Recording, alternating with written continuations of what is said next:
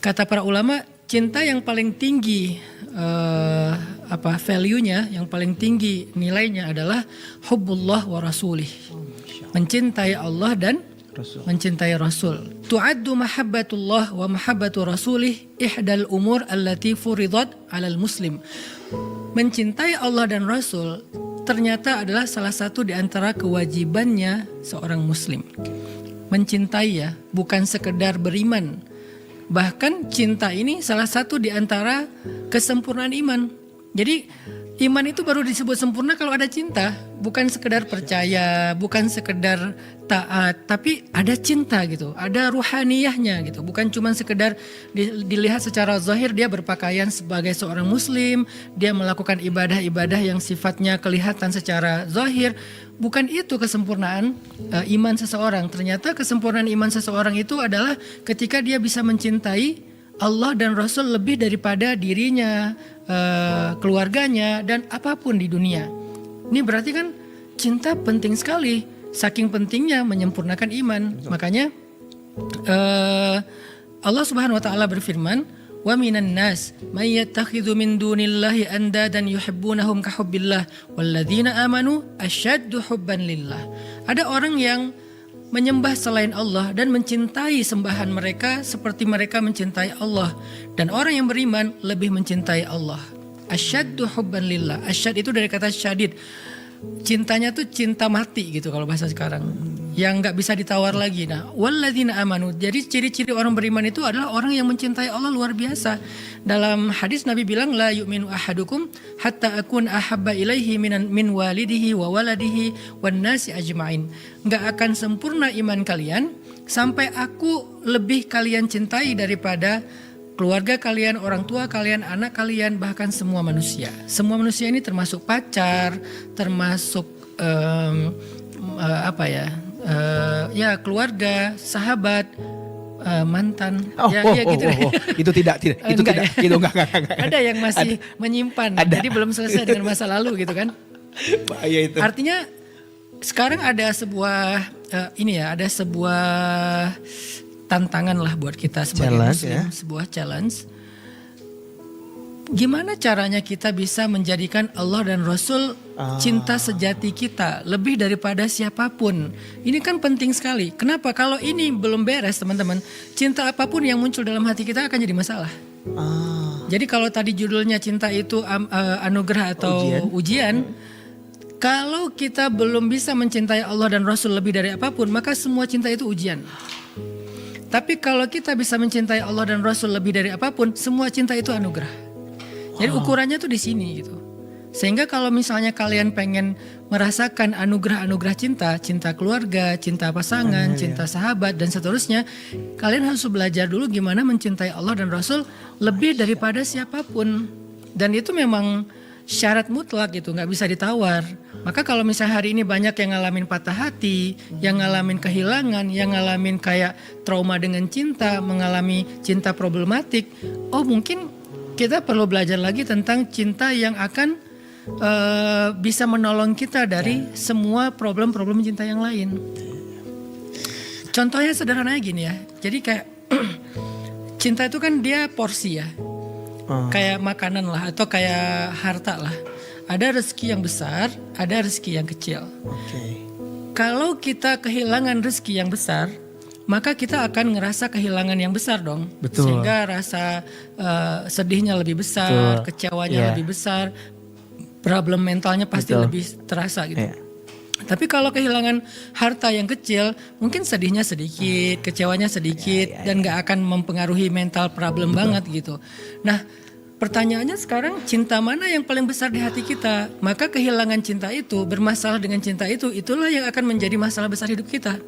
Nah, tahukah kalian, cinta yang gak akan pernah mengecewakan, cinta yang gak akan pernah hilang meninggalkan kalian, itu tuh cuma dua, cinta Allah dan cinta Rasul. Itu gak akan pernah ninggalin kita gitu. Allah gak akan pernah ninggalin kita, Allah gak akan pernah nyuekin kita, Allah gak akan pernah selingkuhin kita, Allah gak akan pernah nyakitin kita. Sehingga kalau kita udah menjadikan cinta Allah dan Rasul paling besar, yang lain-lain itu kecil. Kalau kita bermasalah dengan cinta-cinta yang lain, kita tuh kayak kehilangan harta yang sedikit. Ada sih sedihnya, tapi yang gak akan ngakhirin hidup kita. Karena cinta terbesarnya adalah cinta Allah, dan cinta Allah itu sifatnya absolut. Cinta yang nggak relatif, kan lawannya absolut relatif gitu. Nggak ada relatif-relatifnya. Aku takut deh mencintai dia, takutnya nanti dia mengecewakan, kan dia tetap aja manusia. Ya, tapi Allah enggak. Nah, pertanyaannya kita percaya nggak dengan hal itu? Kalau udah percaya sekarang, mau nggak berusaha untuk meraih itu? Kita belajar sesungguh-sungguhnya untuk dapetin cinta Allah dan Rasul. Gimana cara dapetin cinta Allah dan Rasul? Ini sebelum kita bahas cinta-cinta yang lain ya. 2 aja nih yang saya pengen kasih tahu clue gimana belajar mencintai Allah dan Rasul. Saya bukan berarti udah paling baik ya, lagi belajar juga. Pertama adalah cinta itu kan tentang selera ya. Ya. Kayak genre musik lah. Betul. Jadi kita tuh nggak bisa ya, orang yang senengnya pop ditanya tentang lagu dangdut nggak akan nyambung gitu. Dia nggak akan suka lagu dangdut apapun, sekeren apapun lagu dangdut itu gitu. Jadi kayak lagi ada yang ngehit nih lagu dangdut nih, didengar sama anak jazz, anak pop yang secara olah vokalnya berbeda jauh dari dangdut ya. Kalau reggae mungkin agak-agak nyambung gitu ya. Ini misalnya anak pop, anak jazz ditawarin ini ada lagu bagus nih dangdut nih baru keluar dan happening banget pas dia dengar. Nggak akan tertarik karena genrenya beda.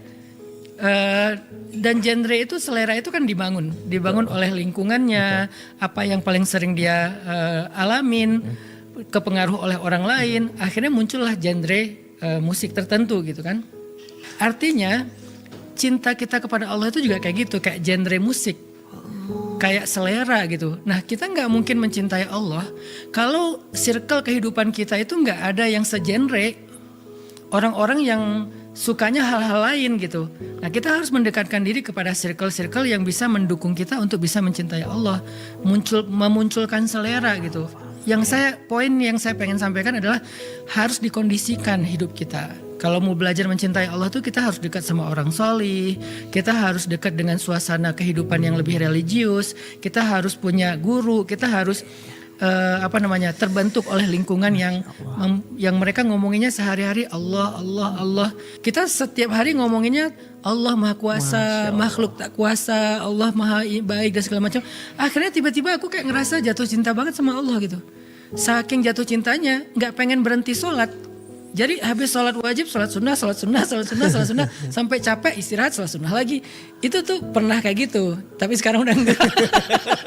Sekarang nggak sesoleh itu. Jadi maksudnya pernah di kondisi kayak gitu. Kenapa? Karena emang suasana pertemanan atau circle itu emang mendukung. Karena ya itu dibentuk genrenya gitu, seleranya, frekuensinya tuh disamain dulu. Jadi kalian nggak bisa ujuk-ujuk mencintai Allah, tapi kehidupan kalian itu nggak ada hubungannya dengan genre itu, nggak ada orang yang seleranya ke sana, nggak ada frekuensi yang bisa nyambung ke sana, ya nggak bisa. Jadi gimana pun kalian paksa, walaupun kalian udah sholat, kalian udah kayak melakukan ibadah-ibadah, rasa itu nggak muncul. Yang muncul ibadah dalam bentuk sebuah transaksi. Aku lagi pengen ini nih sholat, aku lagi pengen itu tahajud, tapi begitu muncul badai, nggak ada kekuatan cinta yang menolong kalian langsung patah. Bahkan kalian akan kecewa kepada yang kalian sembah. Allah kok gini sama aku? Kenapa Allah tega sama aku? Kok aku udah tahajud, udah tilawah, udah zikir, malah kalian patah hati kepada Allah yang kalian sembah gara-gara emang kalian mendekat kepada Dia bukan dengan cinta, dengan sebuah transaksi. Kita kalau sama orang yang nggak terlalu kita punya rasa itu kan kayak ya udahlah, nothing tulus lah. Kalau misalnya ada apa-apa kita marah sama dia gitu. Tapi kalau kita misalnya mencintai dia kan kita timbang-timbang ya. Bahkan kita lebih mudah mengalah karena saking besarnya cinta kepada dia. Kayak aku cinta banget sama anak aku gitu. Mau digimana-gimanain juga tetap cinta gitu. Mungkin ya marah sih, tapi ya marahnya ya cinta juga, nggak akan ditinggalin gitu, nggak akan kan? Karena aku usilin ya, dia ngomong gini, punya bapak gini-gini amat ya, kata dia. Anak saya 5 tahun ngomong gitu, saya nggak marah, saya malah ketawa dengerin dia kayak gitu. Karena coba anak orang ngomong kayak gitu, kan sedih atau kecewa gitu. Ini anak sendiri ngomong karena cinta mati gitu. Aku ini anak kau katanya. Malah wah lucu gitu ya. Barusan mau kesini mau ke kantor, pas saya nyalain mobil dia kan tidur tadi. Ketiduran, kenyangan kali dia. Ketiduran bisa bangun gitu dengar suara mobil, langsung dia samperin, Baba cuma mau live doang deh sebentar gitu. Ya udah jangan lama-lama ya. Pokoknya kalau lama-lama nanti aku marah. Oh iya. Jadi kayak ya udah gitu sama anak. Coba sama orang lain kan nggak gitu-gitu banget. Jadi kita ke Allah juga nggak gampang baper, nggak gampang patah, nggak gampang marah. Kalau kita ada rasa cinta. Kalau ibadah-ibadah doang nggak ada rasa cinta ya mungkin saat itu kita lagi ibadah karena memang lagi banyak masalah, karena ada maunya. Begitu nanti apa yang kita mauin nggak dapet, kita langsung ninggalin Allah tuh.